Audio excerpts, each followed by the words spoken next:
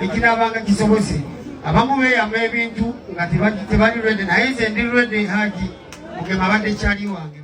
Kakati nno munnange omuyimbi King Saha ayogedde awo n'agamba nti nno abamu beeyama munnange ate ne batatuukiriza naye ye agambye mu malirivu munnange ate okweyama akutuukirize munnange kwakoze esayidi eno abadde munnange wali mu kuziika munnange ate omugenzi Daudi Mugema omuyimbi munnange naye nga tebyatambudde bulungi by the way amawulire gakyagenda mu maaso okutwedinga era nga alabiddwako wali mwana mulenzi munnange ate King Saha abaddeyo kw'ossa n'abayimbi munnange ate ab'enjawulo babaddeyo mu kuziika esayidi eno. Kakati nno King Saha abadde n'obubaka awo bw'abadde ayogera ate munnange ate ku mugenzi wali wayogeredde munnange ate ne ku point munnange wali nti yeeyamye munnange ate okuyamba famire ya Mugema katono kanaaba asobodde esayidi eyo.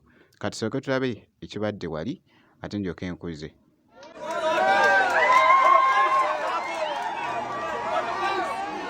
Basebo ne banyabo Mukama mulungi ekiseera kyonna. Assalamu alaikum warahmatullahi wabarakatuh.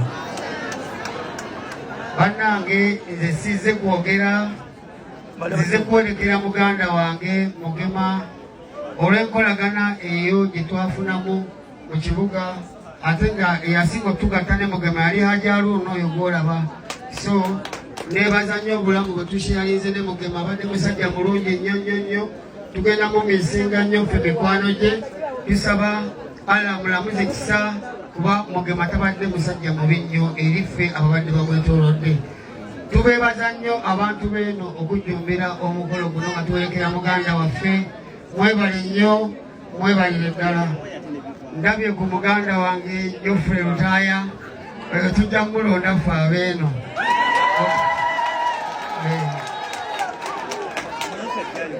Oli gwe boogedde wali bifu tukyamubanjirira naye engeri etuli kulumba eyo sijja gendayo.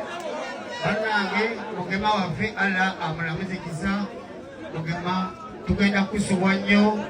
Mugema tugenda kwagala abaana bo ne famire yo. Fe abamu Haji ojja tuyamba otukolekitinge ne famire ya Mugema ekinaaba kisobose oba ki oba kaceere oba kawunga oba kaki ekinaabanga kisobose. Abamu beeyama ebintu nga tebali ready naye nze ndi ready Haji Mugema abadde kyali wange bambi ekinaaba kisobose tujja mubeerangako. Mwebale nnyo basebo ne bannyabo. Assalamu alaikum warahmatullahi wabarakatuh. Kasobo omuyimbi King Saha negaliye naye nno weebityo munnange ate weebitambudde esayidi eyo. Katusabe bambi ate omwoyo gw'omugenzi Mukama ate aguumuze mirembe. Naye nga we nkutegeezezza kw'ossa n'ebyo ebifaananyi bitwedinze nnyo. Ndabyekokko abayimbi babadde bangi nnyo munnange bazze bambi okuziika muyimbi munnaabwe munnange ate Daudi Mugema. Ndabyeko Geoffrey Lutaaya kw'ossa n'abalala bangi era nga boogezako munnange ate okulaba ebifaananyi ebyo era nga bibadde bikutte akati omukulu King Saha gy'abadde abitadde wali munnange ate ku kitabi kye ekya Facebook. Ngenda kubeera nga nkomawo mu maaso eyo. Kakasa nti nno vidiyo ogimpeera like kw'ossa ate n'okusubscribinga kasita obeera nga tonnaba.